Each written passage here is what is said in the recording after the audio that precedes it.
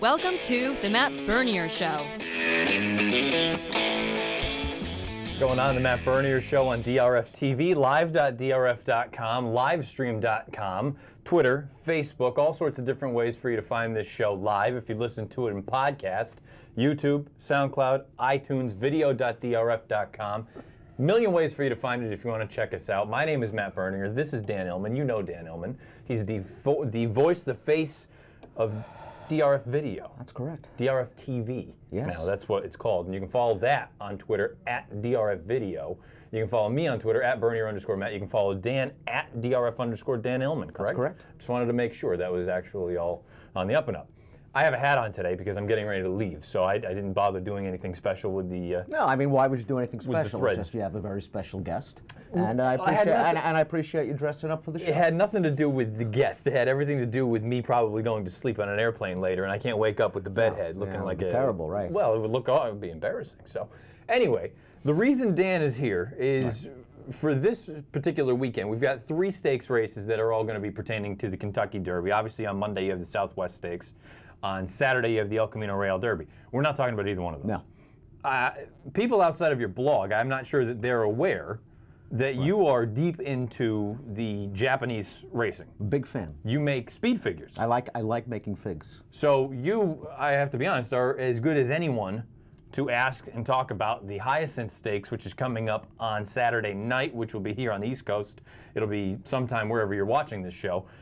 And I think first and foremost, we should probably go over what the actual details of this entire thing are, simply because this is a completely new format. It's very confusing, I think, to a lot of folks who are used to Kentucky Derby points, and they go on drf.com and they see the points. At the end of the day, the Japanese road to the Kentucky Derby, so to speak, comprises of 2 races, and the top point earner from these 2 races automatically gets into the Kentucky Derby, no matter how many total points it is down the road. It has nothing to do in comparison with our American point system. So here's the way it works. Mount St. Legame, who is 2 for 2 coming into this race, won the first points race, the Cattleya Show, last year. That means that if Mount St. Legame wins on Saturday, the Hyacinth Stakes, or finishes second to any other horse but Caucus, the runner-up in the Cattleya Show, he's automatically in the Kentucky Derby. And I think this is something that we really need to sort of focus in on, simply because, I mean, legitimately, we talk about all these other Derby preps. Obviously, points are good. You want to accumulate as many as you can. Whoever comes out of this race with the most points as far as those 2 Japanese races are concerned, they're in. They're in. There is no, okay, and for some reason, if they reject or they don't want to go, it goes to number 2. Third is in. All the way down. I'm sure there's a lot of, I think, controversy surrounding this, because at the end of the day, why is this going on? And the reason is that Churchill Downs, and of course, Belmont offering a $1 million bonus to any Japanese trained horse that happens to win the Belmont Stakes. What they want to do is open up the betting market for Japan. There's a lot of money and a lot of interest in Japan. Obviously, with any horse that could win an American Triple Crown, it would be a national holiday in Japan. What they enjoy most is the challenge of the international challenge of racing. Lonnie gave them a lot of thrills last year, and you can argue Lonnie's not as good as some of the horses in the Hyacinth on Saturday. Well, and that goes to where we'll bring you in as far as the figures are concerned, and I'm not going to ask you to throw out actual numbers for some of these horses, but you made it clear early on when you were looking at some of these 3-year-olds, or 2-year-olds at the time when we first started paying attention, they were every bit as good, if not better, than Lonnie at that point. And Lonnie, we saw what he did. He almost won the Belmont Stakes. Lonnie didn't have much speed. Right. He was a horse that was a stayer, a grinder, with well-known eccentricities and quirks. Some of these horses actually have some speed and are more, I would say, geared to an American style of racing. They've thought it through, the Japanese horsemen here, and I think they're sending more speedier types. They were very heartened by Lonnie's performance, and they were thinking, let's bring one with a little bit more speed. There are several in the Hyacinth, of course. It's a mile, basically a 1-turn mile in Tokyo. At the end of the day, though, it's more of a testing mile because there's an uphill run from about the half-mile pole to the 3/16 pole before it levels out for the final furlong and a half. So you want to have a little bit of stamina here. But I'm heartened by the fact that there are some speedy horses with nice American pedigrees in here. If you're watching on live.drf.com or live stream or Twitter or Facebook, or you're watching the podcast on YouTube or video.drf.com, let's take a look right now. This is not in post position order. This is not with any odds. This is just the field that is entered in the Hyacinth. You have 15 horses. you can make the argument that obviously Mount St. Legame is sort of, I don't want to call him the headliner, but he is the most well-known name here in the States right now. Simply because he won the first of the two Kentucky Derby qualifying points races. In that race, he showed really good tactical speed. He sat up right close to the leader. He went on to win in fairly professional fashion. That race was not fast, and at the end of the day, the pace of that race for the most part held up. So you might want to hold that against Mount St. Legame. This is a much better field than the field he beat last time. We have some pretty familiar names as far as North American running is concerned, not just from the connections with the jocks and obviously things like that, but pedigree-wise, there's a lot of North American influence here, American racing influence in some of these, and I think the biggest one, anyway, that people will be most familiar with is a horse called Foggy Night. Foggy Night has an American pedigree through and through by Medaglia d'Oro out of Champagne d'Oro. Or Champagne Glow, I should say, I'm sorry. Champagne d'Oro. Champagne d'Oro. This horse ticks a lot of boxes. Yeah. Obviously by Tapit 3 years in a row, champion North American sire by earnings. The dam, Champagne d'Oro, multiple Grade 1 winner, won the test at 7, won the Acorn at 8, and she herself a half-sister to a Belmont Stakes winner, Ruler on Ice, I believe it was. Yes. Champion trainer. Just won the money title, just won the winning percentage title. The great Ryan Moore, who I've said many times I believe is the best jockey in the entire world, is aboard. And Foggy Night has only raced once, but because of this pedigree and because of the solid way, we watched his race and we were like, he wasn't breathtakingly spectacular, but solid, an effort that you can build on. And they've been talking after that race. They said UAE Derby was even an option, but they have this option here. I would expect him to run much better. I would also expect in the American pools to take a lot of money. Now, we've talked about Foggy Night, we've brought up Mount St. Legame, we've brought up Caucus even, based on what needs to happen. And like you say, if Mount St. Legame is a little bit slow coming into this Caucus, and I believe he hasn't really done much recently, well, that's correct? the problem. Caucus ran second in the first Derby qualifying points race. He's run twice since then, and he's been off the board against lesser competition. He has an American pedigree. He is by Street Sense. He is owned by Sheikh Mohammed. There are powerful connections here, a nice pedigree. I'm just not sure if he's getting good at the right time. Well, and look, based on some of these other horses that we're about to talk about, they're all going to need to run the race of their life if you want to believe what some of these horses look like they could ultimately end up being. And also, for someone like you that actually has speed figures, that kind of bears out that some of these horses that have already run, they're going to need to step their game up if they're going to run with a horse like an Adorado or a horse like an Epicaris, who, let's dive into both of those. Let's start off with your son, the one that you said to Beer and I back over at the Cubes, it had to be right after his debut. Yeah. That this is a horse, figure-wise, he has a giant fig as far as you were concerned when you were putting him together, and then we watched the replay, and he looked very good. And then you said his second start, we all watched it, he looked tremendous.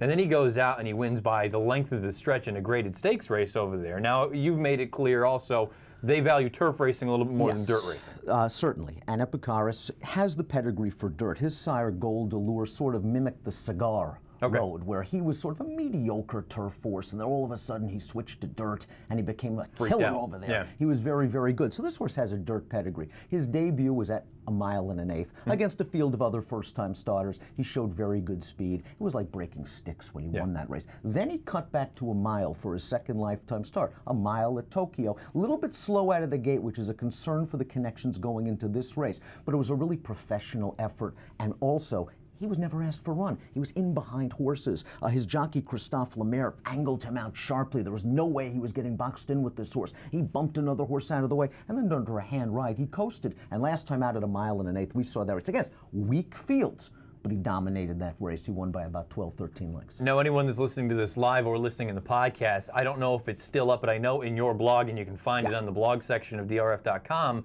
you have at least one video, or do you have all of the videos of his career? I believe I have his last race up. drf.com/blog. Scroll down, you'll find my name.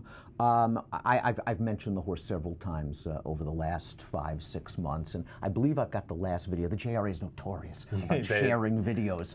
This race, it's like North American racing. Like North American racing, but at least the last race was not at a JRA-sanctioned track, I believe. It was one of the minor Grade 3 races. Now, you're not just saying all of this because you have a little bit of skin in the game. I mean, we've all looked at it here. Rich Roble even has looked at it, who Rich is the ultimate sort of... curmudgeon? No, I wouldn't say curmudgeon, but hey, you can't win. The easiest bit of the meat. He even was impressed with the way the horse looked. Now, again, what was he beating? Initially, we didn't know, and then you start looking it up, and some of these horses have come back. They've acquitted themselves quite nicely, and considering the fact that he was a country mile in front of them, I mean, this horse clearly has some ability. Now, the concern was after that race, you would have thought he would have been set up to run and would have been a heavy favorite, I think, over Mount St. Legame and Caucus in the first Derby qualifying point race. He did not run in that race. There is a end-of-year Grade 1 on dirt that he would have been heavily favored in. He did not run in that race. So he's coming into this race off a little bit of a layoff, probably early November or so. Yeah. We haven't seen him. You have to wonder, is there some physical problems? Did the trainer just decide he wanted him to grow? Everything I've heard recently is the recent workouts seem good. He's got good tactical speed. They are concerned about perhaps a little bit of a gait issue. It's a big and bulky field. Now, the good thing for him is, and I say the good thing, it sounds like anyway, if all goes as planned, regardless of how he runs here, they're still planning on sending him to Dubai. I think the plan for him, I think the plan for Foggy Night, and the plan perhaps for any horse in here that runs well is to go to Dubai for the UAE Derby. And the funny thing about this is the UAE Derby, I still believe, is a 100-point race. 50 for the runner-up. Top two are in. Top two are in. It's possible that, let's say, Mount St. Legame runs second here and qualifies. Two other horses from Japan decide to go to the UAE Derby. You got three horses from Japan in the gate. Which I think a lot of people will have issue with when it comes down, because it's one thing if you want to have one horse in. At the end of the day, if all of a sudden you're keeping out North American connections, I have a feeling that's not going to sit well with some people. So it'll be interesting to see, because that is an entirely possible scenario that you laid out. And I suppose if you really wanted to get crazy and there were defections left and right, I believe third in the UAE Derby awards 20 points. Put you right on the bubble. 20 has historically been the bubble. That is the threshold here. So I'm not saying that we're going to get 4 in the starting gate, but all of a sudden I would have a funny feeling that if that happened, we would have a major change in this entire thing going into next year. You've mentioned that the horse that you're most concerned about, obviously you're pulling for Epicars, you think he's good, you have a future wager on him. You think Adorado is a very talented horse? I think Adorado is very talented. They've liked him from the start. They ran him 3 times on turf, which, as we talked about, sort of the preferred running style. That's where the big money is in Japan. And he was okay. He wasn't great. He couldn't break his mate. And then all of a sudden, in his first start going 7 furlongs, I believe he set a track record on dirt. And then last time out, we watched that race again. Super impressive. His first start against winners. I mean, he was able to go his first 3 furlongs or so in sub-34. I mean, he was cooking with gas. He had to deal with another horse to his outside. And then he turned into the stretch, and he's just cruising. Gone. And he's swinging into the stretch, and he just wins very, very easily. Now he's going to have to stretch out to a taxing mile, but you're going to know him in the early portion of this race, and it appears he can step on dirt. Now, if the pace is fast, one horse that we really have to discuss is Hypernova, who has that American sort of connection as well. He's by I'll Have Another, who won the Kentucky Derby and the Preakness. This horse rallied in his debut. He made a strong kick, and in his last 2 races, as a matter of fact, all 3 of his races have come at 9 furlongs. Maybe he wants a little bit more ground than 8. But this horse has shown a nice, solid step forward. This horse might have one of the horses in this race with the most upside potential. Now, I don't want to hold you to whatever your call is right here. And obviously, some of these horses, who knows? They can jump up in a big way. We haven't seen Epicars in a long time. You think on paper, I mean, he is strictly the horse to beat? I think he's strictly the horse to beat. I wouldn't be surprised if he goes off favored in the Japanese pools. I have no idea how it's going to be playing here. I'm against Mount St. Legame and Caucus. I'm against that race. I didn't like the race. They're solid horses. This is a better field. They have to deal with the speed of Adorado. They've got to deal with the upside and the late kick of Hypernova. And then you've got Epicaris, who can do it from the lead, can do it from off of the pace, and has simply been brilliant thus far. Laverty is a horse. I believe he is undefeated, but he hasn't faced this sort of competition yet. But it looks like a fun field, a good race. Obviously, in a big, bulky field like this, trips are going to play a very important part. We'll find out how things shake down, but at the end of the day, after this race, there will be one horse guaranteed in the starting gate. So we talk about all of these big prep races we have over here in the States. The first horse that will be in the Kentucky Derby, guaranteed, is not an American horse. It's a Japanese horse. So it'll be very, very interesting to see. Adorado, plenty of talent, but Epicaris, everything sounds like he is the goods, and we're not just saying that sort of hyperbolically. It looks like he is legitimately, if he does get in, he looks like he's every bit as good as what we have right now. Stamina really shouldn't be an issue for this horse. He's already won twice at 9 furlongs, as well as that 1-mile victory from a pedigree that just seems the longer the better. He's a big, good-looking horse. It just appears like distance isn't a problem. He's got some speed, which is so important. You got to have speed. Lonnie almost did it without speed last year. I think these horses are good. I think he's the goods. It's all about keeping him sound, though. You have to remember, these races, I think what bothers a lot of folks is, well, the timing of these races. You're going to be in the Kentucky Kentucky Derby in the middle of February. February, yeah, that's tough. And a lot can go on between February and the first Saturday in May. You can follow him on Twitter at DRF_Dan Illman. You can watch him and Mike Beer tomorrow here on live.drf.com starting at 3 Eastern? 4 Eastern. 4, going a little bit later because of the El Camino. We got the El Camino Real Derby, and hopefully, fingers crossed, we got the Buena Vista on turf at Santa Anita, although they're already canceled today. They've canceled today, and it looks like 5 inches are coming in as far as rain is concerned. In a place that needs the rain, this may even be a little bit too much for them. Dan Illman, thank you, sir. Appreciate it. I'm sure once this race is over, we may have to have you come on for a postmortem and find out who's in, who's out. If you're still alive for $1.25, $1.75, whatever it is.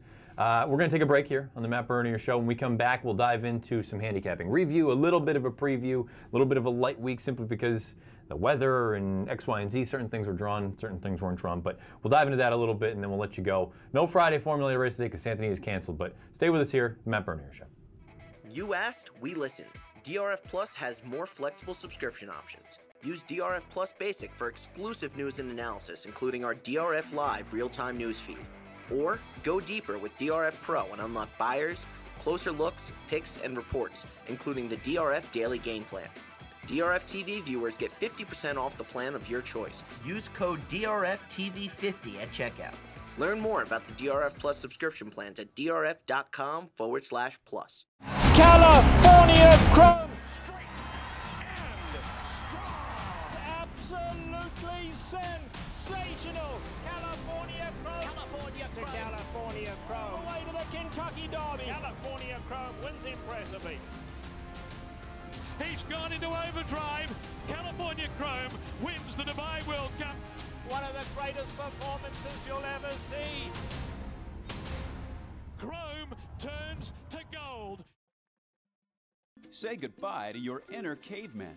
If you're making caveman bets on pick sixes, you could be leaving money on the table. DRF Bets Ticketmaker helps you build more profitable exotic bets and place them with one click. Raise your game with DRF Bets Ticketmaker. Be a samurai with your ROI. DRF Bets Ticketmaker helps you cut out unprofitable exotic bets before they happen and be the master of profits. Raise your game with DRF Bets Ticketmaker, the exotic wagering app.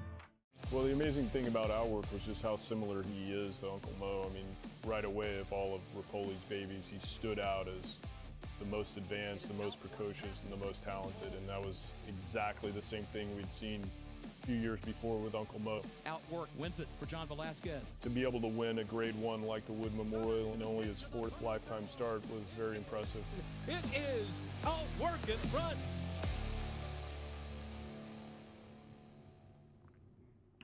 $12:17 on the East, $9:17 on the West. The Matt Bernier Show on DRF TV, live.drf.com, livestream.com, Twitter, Facebook if you want to watch live.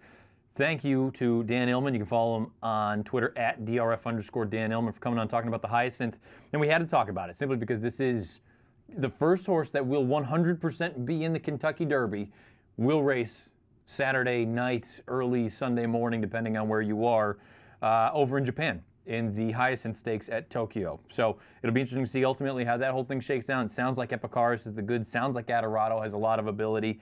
And then you've got the other horses that have some points already. You've got the Mount St. Legain, you've got a Caucus. So it'll be very interesting to see how that entire thing shakes down on Saturday night, Sunday morning, however, wherever it is you're watching and whenever it goes off. Let's dive into the handicapping review and preview for this week. 3 races we went over last weekend, all down at Tampa Bay Downs. Let's start off with the Tampa Bay Stakes. It was an interesting race going into it. I thought a live long shot was Conquest Panthera. He was my pick. He did not run. It was a complete scratch. I thought a vulnerable favorite was Kasaki, not because of his body of work, but his trainer, Nacho Correas, doesn't usually have him cranked up off of a layoff, and you also wonder, maybe we've got bigger and better things coming up ahead of us as they turn into the home stretch. Richard Grunder. And now Kasaki, Alvarado gives him the wake-up call, but meanwhile up front, 3/16 of a mile still to run, and it's Irish Straight trying to pull the upset. Irish Straight is still there, and up on the outside, charging is Inspector Lindley, and toward the rail is Turbo Straight. Here comes Inspector Lindley charging, and on the outside, Kasaki absolutely flying. Inspector Lindley will get up and take it from a fast closing. Kasaki on the outside. Good belated bid from Kasaki. I don't think they're going to be too disappointed with that race. Inspector Lindley, that may be the biggest takeaway from that race. The fact that Johnny V had him much closer to the pace, and when he still has that sort of late kick, all of a sudden we're talking about a different animal, because he's always had that very, very brilliant late turn of foot. The problem has always been you're going to be at the mercy of pace, you're going to be at the mercy of trip. If he can work out some sort of mid-pack stalking range trip, with that late kick, all of a sudden you're talking about a serious animal that maybe, I'm not suggesting grade 1 caliber, but you never know. Shug always does wonders with these sort of late developing horses. And Inspector Lindley was he was a Great Stakes winner as a 3-year-old. So this is a nice start to his 4-year-old campaign, maybe bigger and better things for Inspector Lindley going forward. The Sam F. Davis, I am ashamed of this pick. This may have been one of the worst picks in the history of this show, as we're coming up on a year almost. We've been doing this thing. I thought the most likely winner in the race was No Dozing, and boy, he certainly was dozing. He might as well have been, because he was god-awful. As they turn for home, McCracken puts on a show. Swings to the center of the racetrack, and Hernandez has him in full stride as they're into the stretch. Wild Shot strikes to the lead. McCracken on the outside, gaining with every stride, and now colors the leader. Here's McCracken on the outside. Hernandez goes to the left-handed whip, drifts in slightly, but McCracken remains unblemished and will take the Sam Davis. Tap Red is flying on for second. State of Honor is there for third, and Wild Shot finished fourth. Hard to knock an unbeaten horse. All he does is show up and win races. I think he's in very, very good care with Ian Wilkes and Brian Hernandez Jr. They have good history together in big races, obviously with Fort Larned a handful of years ago in the Breeders' Cup Classic. I think there's a lot to like about this horse. The interesting thing is going to be, as we talked about just now with Inspector Lindley, I know it's two different surfaces, but at the end of the day, you're talking about a horse in McCracken who likes to do his running from mid toward rear of the pack and make that sort of long sustained bid. Well, it's worked in the past in the Kentucky Derby, don't get me wrong, and it certainly doesn't preclude him from winning a race like that, but he'll also be at the mercy of pace and trip, and I feel like he's gotten brilliant rides in all 4 of his starts. I mean, he's also gotten very good trips in all 4 races that he's run. So it'll be very, very interesting to see going forward. I think he deserves to be on the short list, if not the favorite right now for the Kentucky Derby. But again, being this far out here in the 3rd week in May, 2nd week in February, I should say, we've got a long way to go, and you never know how these horses are going to train on. But he is in good care. I would imagine he's going to go on with things. A good effort from McCracken, a terrible effort from No Dozing. Maybe he didn't like the track. Maybe he just wasn't feeling good that day. Maybe he needed one off the bench. He's going to certainly need to improve if he's going to move forward. He was 6th as the 7-2 third choice. In the 3rd race that we went over, this one, we don't have video for it, or we could have had it, but I didn't cue it up, simply because I thought the most likely winner of the Endeavor was Isabella Sings. I thought a live long shot was Joe DeSanamo. She scratched. Isabella Sings was just going to go out there and wing it on this field, and she's just better than these horses. She ran very well in the Marshuas River 2 back. That race came back to be particularly live at Gulfstream on Saturday afternoon, and Isabella Sings was just better. She went off and got the job done as the 1-2 favorite down at Tampa Bay last weekend. A good day of racing down at Tampa Bay Downs, and they were our sponsor last weekend. Again, we'll give them a tip of the cap. Thank you for helping us out. Let's move on to the handicapping preview of this Saturday. I've only got 2 races for you. I didn't have time to go over the races down at Laurel Park. We love Laurel Park. Obviously, it's going to be a big day. I believe the boys, Illman and Beer, are going to have an all-stakes pick 4 going up later this afternoon on video.drf.com. You've got 2 graded stakes races. You've got the General George. You've got the Barbara Fritchie. Both of those are featured in Mike Watchmaker's Weekend Warrior. So a lot of good racing down at Laurel. But I looked at Oaklawn Park, and I also looked at Golden Gate Fields. Let's start down at Oaklawn. This is the handicapping preview for the Bayakoa. Let's take a look at that field if we could. You've got a field of 8 in here. Interesting race, because I think a lot of people are going to look at Terra Promessa and say that she's just a slam dunk based on what she did in her most recent start, where she handled horses like Streamline. She handled horses like Ready to Confess. My problem with that is that's just kind of looking at the raw paper and saying, oh, well, she won by 2+.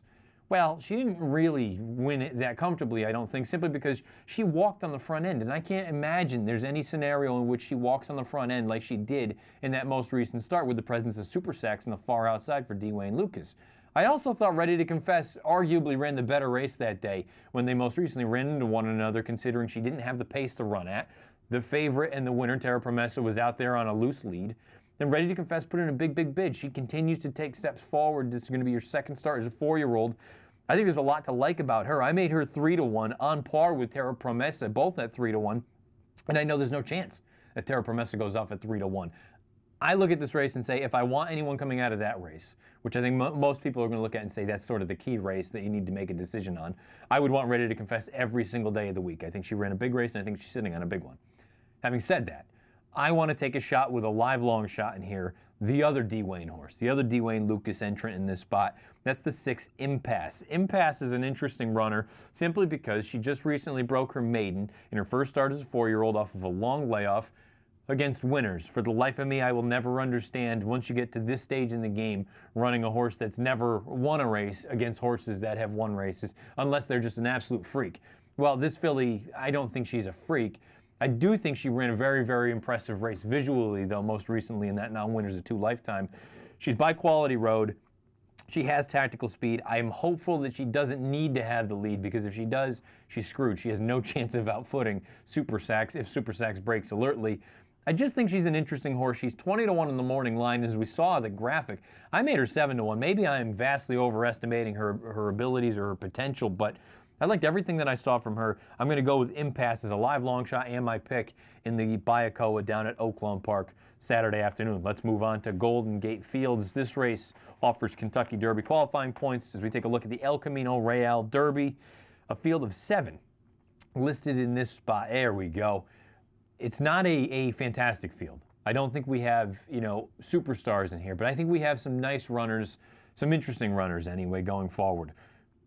You look at it, obviously, and I'll give the people that are just listening to you a rundown. The 1 Zakharov, 49-1, more power to him, 5-1. Ann Arbor Eddie, 5-2. Tribal Storm, 9-1. Sheer Flattery, 7-2. Colonel Samson, 6-1. And Kona Dreams, 13-1.